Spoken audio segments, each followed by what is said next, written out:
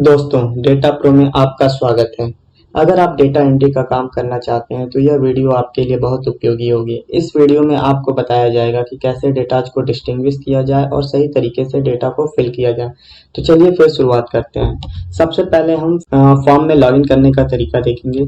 आपको मॉर्टगेज के आइकन पे सबसे पहले डबल क्लिक करना होगा। यहाँ पे डबल क्लिक करने के बाद से आपको 4 डिजिट का पासवर्ड दिया जाएगा, जिसे एंटर करने के बाद से लॉगिन करना होगा।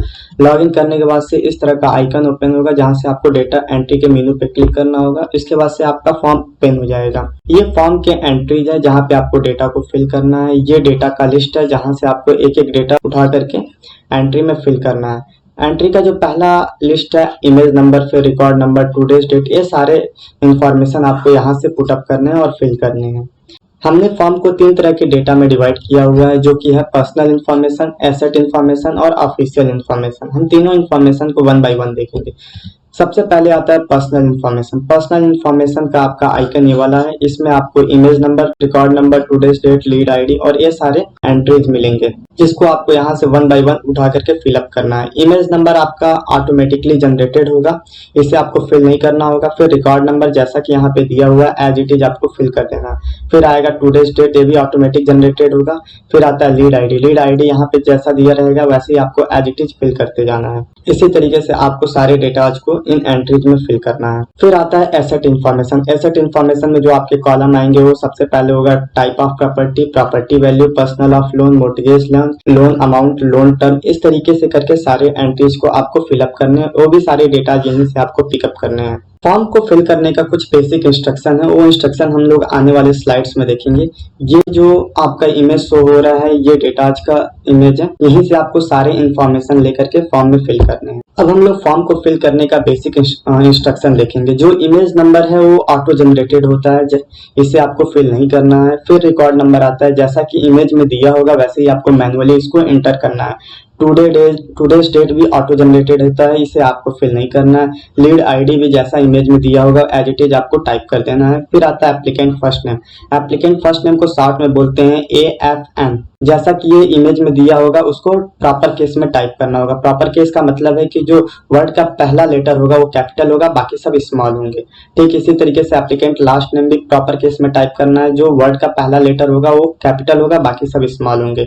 स्ट्रीट एड्रेस भी जैसा इमेज में दिया होगा आपको एज इट इज टाइप कर देना है। फिर आगे आता है सिटी। सिटी भी जैसा कि इमेज में दिया होगा आपको एज इट इज टाइप कर देना है। जिप कोड भी एज इट इज टाइप कर देना। फिर आता है applicant date of birth. Applicant date of birth को आपको इस फॉर्मेट में टाइप करना है। सबसे पहले रहेगा मंथ, फिर आएगा आपका डेट, फिर आएगा ईयर। और एक बात का ध्यान देना है कि डेट ऑफ बर्थ लिखते हुए आपको स्लैश का यूज करना है, ना कि कामा का, ना ही डैश। आपको सिर्फ और सिर्फ स्लैश के फॉर्मेट में लिखना है। अगर डे का नाम दिया हुआ है तो आपको डे लिख देना है। मंडे, ट्यूसडे, वेडनेसडे जो भी लिखा हुआ है एज इट इज आपको लिख देना। अगर नहीं लिखा हुआ है तो नहीं लिखना है और आपको डेट ऑफ बर्थ को इस फॉर्मेट में लिखना है। फिर आता है को एप्लीकेंट फर्स्ट नेम। को एप्लीकेंट फर्स्ट नेम भी प्रॉपर केस में पहला लेटर कैपिटल होगा, बाकी सब स्मॉल होगा। ठीक इसी तरीके से को एप्लीकेंट का लास्ट नेम भी प्रॉपर केस में रहेगा। फिर best time to call evening, जैसा कि दिया हुआ मॉर्निंग, इवनिंग, नाइट जो भी दिया रहेगा इमेज में एज इट इज आपको टाइप कर देना है। फिर अगर रिमार्क कोई है तो लिखना है, नहीं है तो आपको नॉट अवेलेबल टाइप कर देना है। ठीक इसी तरीके से एसेट इंफॉर्मेशन में पहला आपका आता है type of property. Type of property जैसा कि इमेज में दिया होगा वैसे आपको टाइप कर देना है। ये सारे एंट्री को जैसा कि इमेज में दिया होगा सब आपको वैसे एज इट इज टाइप कर देना है। फिर आगे आता है एसेट इंफॉर्मेशन में इंटरेस्ट टाइप। इंटरेस्ट टाइप में जितना भी आपको इंटरेस्ट दिया होगा उसके आगे परसेंटेज का सिंबल लगाना जरूरी है। यहाँ पे देखिए लिखा हुआ इंस्ट्रक्शन में must be entered with percentage. फिर आता है मंथली इंस्टॉलमेंट। मंथली इंस्टॉलमेंट जैसा कि इमेज में दिया होगा वैसे ही आपको एज इट इज टाइप कर देना है।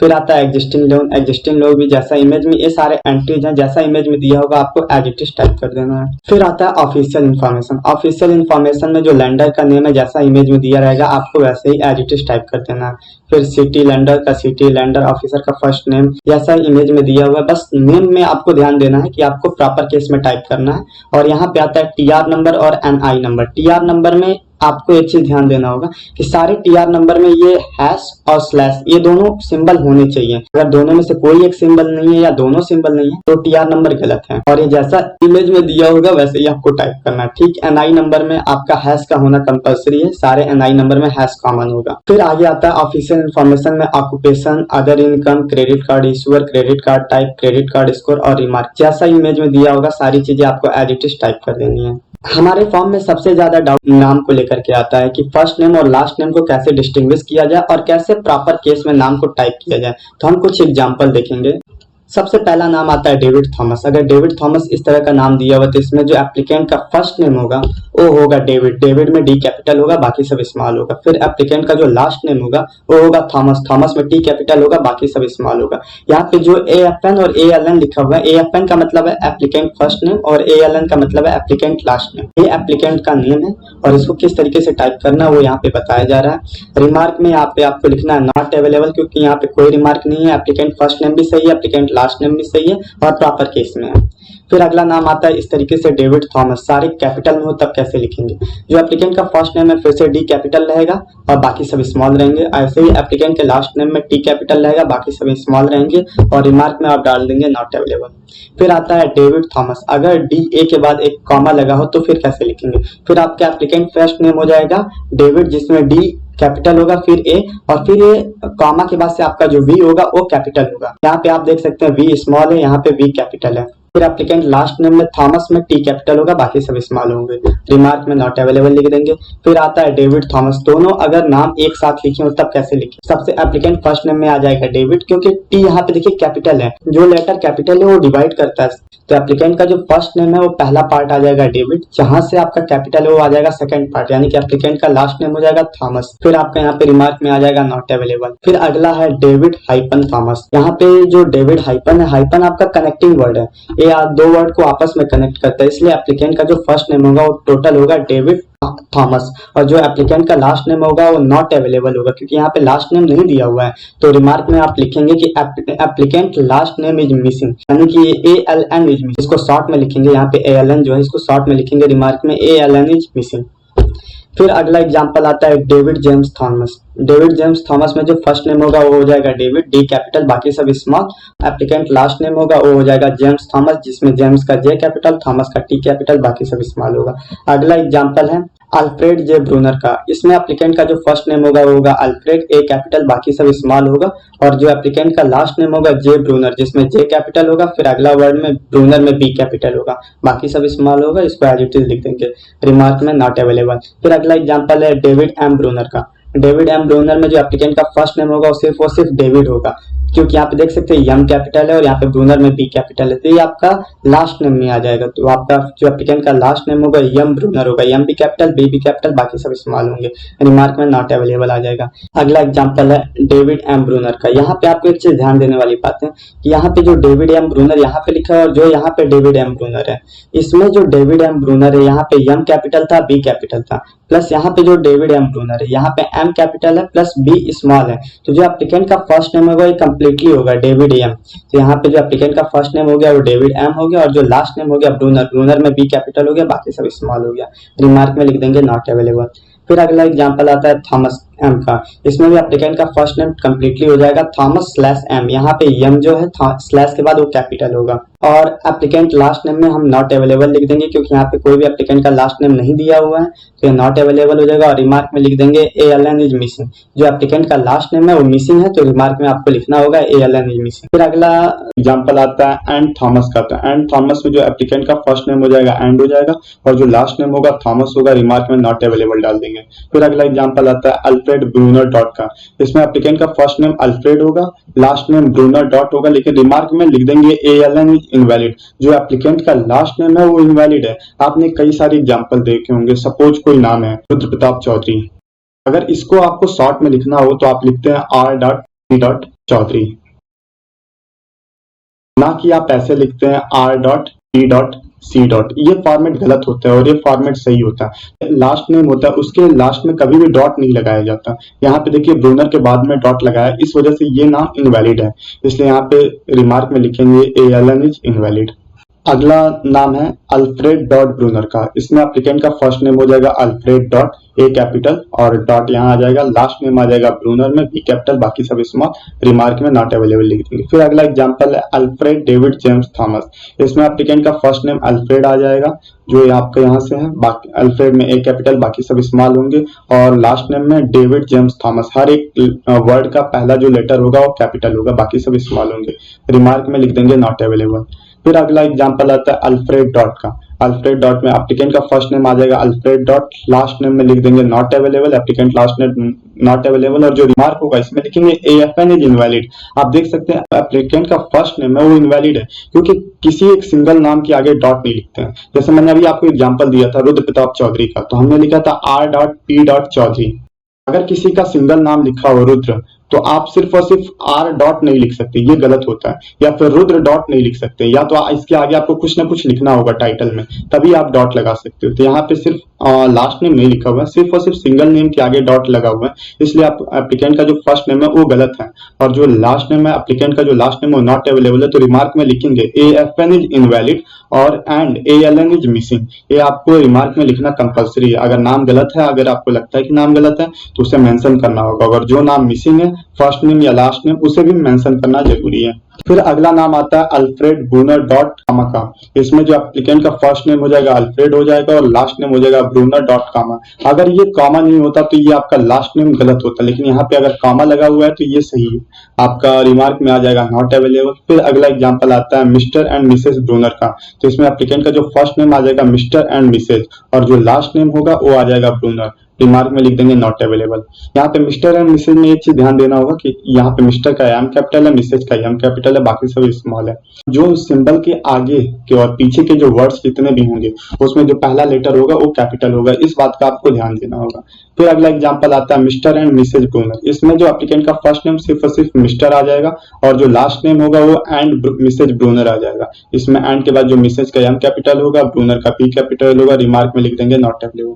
फिर अगला एग्जांपल आता है SMT.Trim थॉमस। इसमें जो एप्लीकेंट का फर्स्ट नेम होगा SMT.Trim होगा, फिर SMT का S कैपिटल होगा, ट्रिम का T कैपिटल होगा और जो एप्लीकेंट का लास्ट नेम होगा थॉमस, थॉमस का T कैपिटल होता ही है, आपको पता है प्रॉपर केस में, रिमार्क में लिख देंगे नॉट अवेलेबल। इसके बाद अब हम लोग देखेंगे डेट ऑफ बर्थ के डाउट को लेकर के। डेट ऑफ बर्थ में भी मैंने आपको बताया था कि किस फॉर्मेट में लिखना होता है। सबसे पहले आपको मंथ लिखना होता है, फिर आपको डेट लिखना होता है, फिर आपको ईयर लिखना होता है, फॉर्मेट में लिखना है। और इसमें आपको सिर्फ और सिर्फ स्लैश का यूज करना है, ना कि हाइपन का, ना ही आपको डॉट का यूज करना है। अगर आपको लिखना है 5 अगस्त 2005, आपको सबसे पहले मंथ लिखना होगा।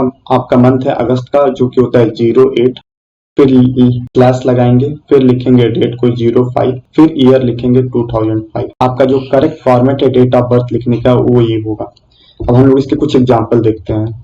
अगर कोई डेट ऑफ बर्थ इस तरीके से लिखा हुआ है संडे 10,14,1962, तो इसका सही फॉर्मेट होगा संडे 10/14/1962। यहाँ पे आप देख सकते हैं 10 जो मंथ है और जो 14 है वो डेट है, क्योंकि 12 के बाद मंथ नहीं होता है, तो ये आपका डेट है और बाकी ये मंथ है। इसमें रिमार्क में लिख देंगे नॉट अवेलेबल। फिर अगला एग्जांपल आता है संडे 10/25/1952। इसका जो सही फॉर्मेट होगा वो ऐसा होगा संडे 10/25/1952। इसमें भी रिमार्क में लिख देंगे नॉट अवेलेबल। फिर अगला एग्जांपल आता है संडे 7/4/1932। इसका जो सही फॉर्मेट होगा वो होगा संडे, और यहाँ पे जो 7 1 डिजिट लिखा है इसके आगे 0 लगाना जरूरी है, 07/04/1932। रिमार्क में लिखेंगे नॉट अवेलेबल। फिर अगला एग्जांपल आता है 05/18/1958। इसको एज इट इज लिख देंगे क्योंकि ये सही फॉर्मेट है, और रिमार्क में लिख देंगे नॉट अवेलेबल। एक चीज आपको ध्यान देनी होगी, अगर डे लिखा हुआ है तभी डे लिखेंगे, अगर नहीं लिखा हुआ है तो डे को छोड़ देंगे। जैसा लिखा हुआ वैसे ही लिखेंगे, बस हाँ सही फॉर्मेट का ध्यान रखना है और ये देखना है कि जो डेट ऑफ बर्थ है वो सही लिखा है कि नहीं लिखा हुआ है। फिर अगला एग्जाम्पल देखते हैं संडे 23/06/1952। इसका लिखने का जो सही फॉर्मेट होगा संडे, और यहाँ पे आप देख सकते हैं जो 06 है वो मंथ है और जो 23 है वो है डे। तो सबसे पहले आपको 06 लिखना है, फिर 23 लिखना है, फिर 1952 और रिमार्क में डाल देना है नॉट अवेलेबल। अब हम लोग अगला एग्जाम्पल देखेंगे। अब आता है संडे अक्टूबर 09/1945। इसमें आपको देख सकते हैं कि अक्टूबर लिखा हुआ है, उसका जो सही फॉर्मेट होगा संडे /09/1945 और इसमें जो रिमार्क में होगा कर देंगे नॉट अवेलेबल। अगला एग्जाम्पल है संडे जुलाई 21/1972। इसका जो सही फॉर्मेट होगा संडे लिखेंगे, फिर जो यहाँ पे जुलाई लिखा हुआ है उसको नंबर में लिखेंगे 07, फिर 21 करेंगे 1972। इसमें जो रिमार्क आता है उसको लिख देंगे नॉट अवेलेबल। फिर अगला एग्जाम्पल है आपका संडे अगस्त 12/1978। तो यहाँ पे आपको एक चीज का ध्यान रखना होगा कि जो यहाँ पे अगस्त है उसकी स्पेलिंग गलत है, यहाँ पे लिखा हुआ AUGUGST, जबकि सही स्पेलिंग होती है AUGUST। इस तरीके से ये जो आपका जो फॉर्मेट लिखा हुआ है, जो डेट ऑफ बर्थ लिखा हुआ है, वो गलत है। तो अगर आपको कोई गलत डेट ऑफ बर्थ मिलता है तो जैसे लिखा हुआ वैसे ही एज इट इज आपको लिख देना है। तो यहाँ पे संडे कॉमा अगस्त गलत लिखा है तो गलत लिख देंगे, जैसे लिखा हुआ उसी फॉर्मेट में लिखेंगे, उसको फिर सुधार नहीं करेंगे, इस फॉर्मेट में नहीं करेंगे कन्वर्ट। और यहाँ पे रिमार्क में लिख देंगे date of birth is invalid. अगला एग्जांपल आता है संडे 10/24/1948। अगर डेट ऑफ बर्थ लिखा हुआ है तो उसको एज इट इज फॉर्मेट में लिख देंगे, लेकिन यहाँ पे संडे की स्पेलिंग लिखेंगे। यहाँ पे लिखा हुआ है सुडने, कि संडे की स्पेलिंग होती है SUNDAY, जबकि यहाँ पे लिखा हुआ है SUDNAY, यानी कि ये भी गलत है। ये गलत जैसा लिखा हुआ है उसको एज इट इज लिख देंगे, और ये जो आपका डेट है उसको एक्चुअल फॉर्मेट में यहाँ पे कन्वर्ट कर देंगे, और जो रिमार्क होगा उसमें लिख देंगे कि date of birth is invalid. फिर अगला एग्जांपल आता है संडे 04-204-1965। तो आप यहाँ पे देख सकते हैं कि 204 कोई भी डेट नहीं होता, ये गलत है। तो जैसे लिखा हुआ है आपको एज इट इज लिख देना और फिर रिमार्क में डाल देना date of birth is invalid. अगला एग्जांपल आता है संडे 08/24/196। यहाँ पे आप देख सकते हैं कि 196 कोई भी ईयर नहीं होता, ये आधा अधूरा है। तो इसको जैसे लिखा हुआ एज इट इज इसको भी लिख देंगे और रिमार्क में लिख देंगे date of birth is invalid. तो अगला एग्जांपल हम लोग देखते हैं संडे 08/24/78। जैसे लिखा हुआ है इसको एज इट इज सही फॉर्मेट में लिख देंगे और रिमार्क में लिख देंगे नॉट अवेलेबल, क्योंकि हम 1978 को 78 लिखते हैं, तो ये फॉर्मेट सही है। अगर इसमें दिया हुआ है तो, अगर इस तरीके से नहीं दिया हुआ है तो आपको जैसा फॉर्मेट दिया हुआ है आपको वैसे लिखना है, लेकिन अगर इस तरीके से दिया हुआ है तो इस तरीके से आप लिख सकते हैं। फिर अगला एग्जांपल आता है Sunday.05/13/1938। यहाँ पे देखिए कॉमा की जगह डॉट का यूज हुआ है। आपको पता है कि डेट ऑफ बर्थ लिखने में डेट के आगे डॉट का यूज नहीं किया जाता है, तो ये जैसे लिखा हुआ है आपको एज इट इज लिख देना और रिमार्क में डाल देना date of birth is invalid. फिर अगला एग्जांपल आता है संडे 05/13/1938। जैसे ये लिखा हुआ है आपको एज इट इज लिख देना। यहाँ पे देखिए कोई ना कॉमा का यूज किया हुआ है ना ही डॉट का यूज किया हुआ है, तो ये जैसे लिखा हुआ ये भी फॉर्मेट सही है। तो जैसा लिखा हुआ आपको एज इट इज लिख देना है, डेट ऑफ बर्थ का जो ये है इसको सही क्रम में सही फॉर्मेट में करके और रिमार्क में डाल देना नॉट अवेलेबल। फिर अगला एग्जांपल आता है Sunday 05/13/1938 without any space dot and comma. तो ये जैसे लिखा हुआ है आपको एज इट इज लिख देना और रिमार्क में डाल देना नॉट अवेलेबल, क्योंकि यहाँ पे आप देख सकते हैं कि जो डेट ऑफ बर्थ है इसको सही क्रम में लिखा हुआ है। सबसे पहले आपका मंथ लिखा हुआ है, फिर आपका डे लिखा हुआ है, फिर ईयर लिखा हुआ है, ये भी फॉर्मेट सही है। फिर अगला एग्जांपल आता है संडे 14/31/1938। तो ये भी आपको जैसा लिखा हुआ है सही फॉर्मेट में लिखा हुआ है तो आपको एज इट इज लिख देना है और यहाँ पे डेट ऑफ बर्थ इनवैलिड कर देना है। यहाँ पे जो 14 है ये 14 का मंथ नहीं होता, मंथ सिर्फ 12 तक होता है। यहाँ पे आपका रिमार्क में date of birth is invalid हो गया। अगला एग्जांपल है संडे 12/30/2050 है। तो ये जैसे लिखा हुआ है इसको सही सीक्वेंस में करते हुए संडे 12/30/2058 लिख देना और रिमार्क में नॉट अवेलेबल लिख देना। अब आता है हमारा स्ट्रीट एड्रेस का डाउट। स्ट्रीट एड्रेस में आपको जिस तरीके से एड्रेस लिखा हुआ है आपको एज इट इज लिख देना है। सिटी जैसे लिखा हुआ है यहाँ पे वैसे लिख देना, इसके लिए कोई इंस्ट्रक्शन नहीं है। आपका जो एड्रेस है एज इट इज इमेज से उठा करके पिक करके लिख देना। हाँ, जिप कोड में आपको ध्यान देना होगा। जिप कोड में आपको 1 से लेकर 6 डिजिट तक के ही नंबर वैलिड होंगे। जैसे यहाँ पे लिखा हुआ 254968, ये 6 डिजिट का नंबर है तो ये वैलिड है। 5 डिजिट का वैलिड है, 4 डिजिट का वैलिड है, 3, 2, 1 सब वैलिड है। 1 से लेकर 6 डिजिट तक के नंबर वैलिड है।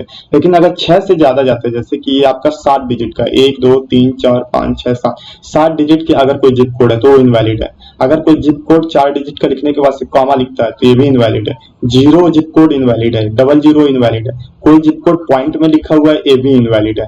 जब इनवैलिड है तो यहाँ पे रिमार्क में लिखेंगे जिप कोड इज इनवैलिड। इसका शॉर्ट फॉर्म में लिखना है जिप कोड को ZC इज इनवैलिड। अगर सारे सही हैं तो रिमार्क में पड़ेगा नॉट अवेलेबल। अगला एंट्री आता है बेस्ट टाइम टू कॉल का। इसमें आपको कोई इंस्ट्रक्शन नहीं है, जैसा लिखा हुआ है आपको एज इट इज लिख देना है। टाइप ऑफ प्रॉपर्टी में भी जैसा लिखा रहेगा वैसे ही आपको लिख देना है।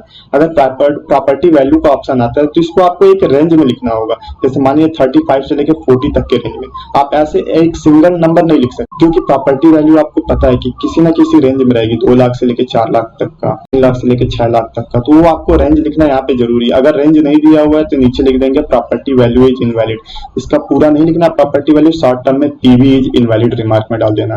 पर्पज ऑफ लोन भी जैसा लिखा रहेगा इमेज में एज इट इज आपको लिख देना। इसके लिए कोई इंस्ट्रक्शन नहीं है। मोर्टगेज टाइप में भी जैसा लिखा होगा आपको एज इट इज लिख देना। फिर आता है अमाउंट। अमाउंट 4 तरह के होते हैं, loan amount, monthly instalment, annual income, down payment. आपको जो भी अमाउंट में वैल्यू दिया होगा, सपोज इस तरह की वैल्यू दी हुई है तो सबसे पहले इसके आगे आपको जो टाइप करते हो सबसे पहले डॉलर का सिंबल लगाना है और फिर अमाउंट लिखने के बाद से डेसिमल के 2 जीरो तक का डिजिट लिखना है।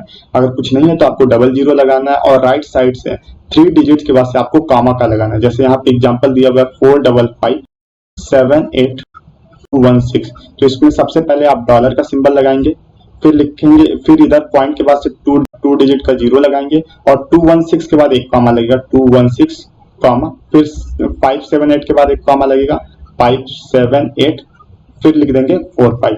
ये आपका एक्चुअल फॉर्मेट है लिखने का। कोई भी नंबर है, कोई भी अमाउंट है, आपको इसी फॉर्मेट में लिखना होगा। जैसे यहाँ पे लिखा हुआ 87445896.7.2, तो इसमें सबसे आगे डॉलर लगाएंगे और पॉइंट के बाद 2 डेसिमल का, यहाँ पे 2 लिखा हुआ था तो इसके आगे एक जीरो लगा देंगे और उसके बाद से राइट साइड से डेसिमल के ठीक लेफ्ट साइड से आपको 3 लेटर्स के बाद से कॉमा लगाना है। जैसे 967 के बाद से कॉमा लग गया, फिर 854 के बाद कॉमा लग गया, फिर 478, इसके बाद से कोई डिजिट नहीं है तो यहाँ पे डॉलर का सिंबल लग गया। ठीक इसी तरीके से अगला एग्जांपल सी वाला है, इसमें पॉइंट के बाद 2 डिजिट लिखा हुआ, कोई बात नहीं, फिर राइट साइड से डेसिमल के लेफ्ट की तरफ 3 डिजिट के बाद से कॉमा लगाना। देखिए यहाँ पे कॉमा लगा, यहाँ पे कॉमा लगा, फिर 2 डिजिट खत्म हो गया, यहाँ पे शुरू में डॉलर का सिंबल लग जाएगा। सारे इसी तरीके से लिखना है। अगर आपको सिर्फ और सिर्फ जीरो दिया हुआ है तो डॉलर के सिंबल के बाद 0.00 कर देंगे, अगर डैश लिखा हुआ है तो डैश लगा देंगे और रिमार्क में नॉट अवेलेबल लिख देंगे। फिर आता है लोन टर्म का। लोन टर्म में अगर कोई चीज नंबर दिया हुआ 125, तो आपको एक चीज का ध्यान देना होगा कि लोन टर्म को हमेशा मंथ में लिखेंगे, ना कि ईयर में और ना ही डे में, सिर्फ और सिर्फ मंथ में लिखना। जितना भी नंबर दिया होगा, जितना भी फिगर दिया होगा, उसके आगे मंथ्स लगाना जरूरी है। जैसे 248 दिया तो 248 मंथ्स कर देंगे, 125 लिखा तो 125 मंथ्स टाइप करेंगे।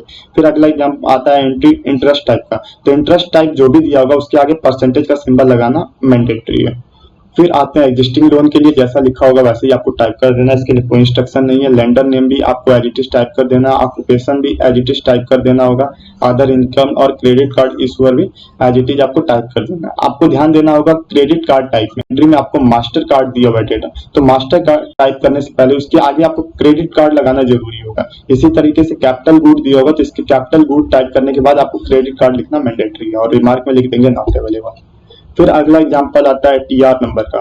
तो टीआर नंबर में वो चीज कॉमन हर जगह मिलेगी। पहला चीज आपका स्लैश का सिंबल और दूसरा चीज हैश का सिंबल।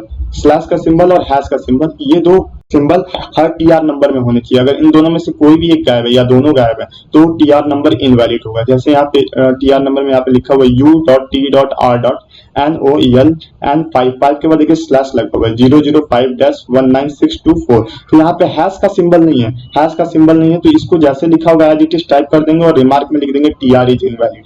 फिर दूसरा एग्जांपल आता है U.T.R.N.O #LN5005 -19624। यहाँ पे भी देख सकते हैं स्लैश का सिंबल का यूज नहीं हुआ, तो यहाँ पे इसको एज इट इज टाइप कर देंगे और लिख देंगे रिमार्क में टीआर इज इनवैलिड। फिर यहाँ पे तीसरा एग्जांपल देखिए, लिखा हुआ U.T.R.NOEL एंड 5005 -19624। यहाँ पे दोनों सिंबल नहीं है, ना ही हैश का सिंबल है और ना ही स्लैश का सिंबल है। क्योंकि इसमें दोनों सिंबल इन्वॉल्व नहीं है तो इसमें भी लिख देंगे टीआर इज इनवैलिड।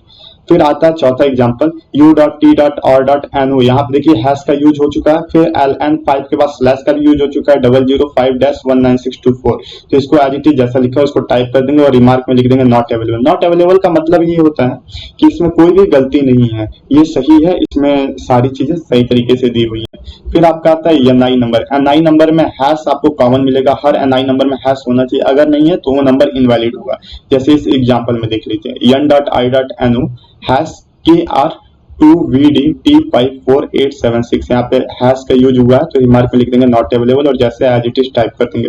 दूसरा एग्जांपल है, इसमें कहीं भी आप देख सकते हैं हैश का यूज नहीं हुआ है तो रिमार्क में लिख देंगे एनआई इज इनवैलिड।